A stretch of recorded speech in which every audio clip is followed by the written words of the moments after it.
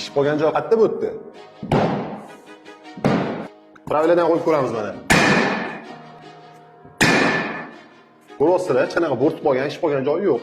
Pravilani qo'yib ko'rdik, hech qanaqa zazori yo'q. Bu lentani ko'pchilik bo'lmaydi, ish qoladi, suvash kerak deb video qo'yib tashlayapti, lekin biz Xudo xolasa mana 12-14 yildan beri faqat mana shu lentadan ishlatamiz. Podsetkali, mana bunaqa любой yorug'lik beradigan lustrali joylarda ham hali hech qanaqasiga Xudo xolasa qarab turgan joyi yo'q. Eng glavnisi gipskarni yaxshi qoqilgan, tekis qoqilgan bo'lsa bo'ldi. U bo'lmaydi, bu bo'lmaydi degan odamlarning gapini eshityapsizlar. Lekin mana dokazati bilan ko'rsatyapmiz. Bo'ladi degan odamning gapini ham ozgina eshitishni bilinglar. Nega shuncha yildan beri bo'layotgan narsa endi mana shu 1 yildan beri bo'lmay qoldi? Bu yashashimiz uchun oddiy bitta boshpana. To'g'ri endi sifat kerak, lekin hayotga jang unaqa mikroskopik qarab olish kerak emas. Maqsadni boshqa narsaga qaratish kerak. Unisi bo'lmaydi, bunisi bo'lmaydi deydigan bo'lsa, oddiy aholi bunaqa remont qildira olmaydi. Bizning xalq, o'zbek xalqi asosan o'rta segmentdagi aholi. Premium ishni hamma ham qildira olmaydi. Xalqni o'ylash kerak. Qo'yayotgan har bitta videoyimizni kimgadir ziyon bo'lib qolish kerak emas. Shunga e'tiborliroq bo'laylik.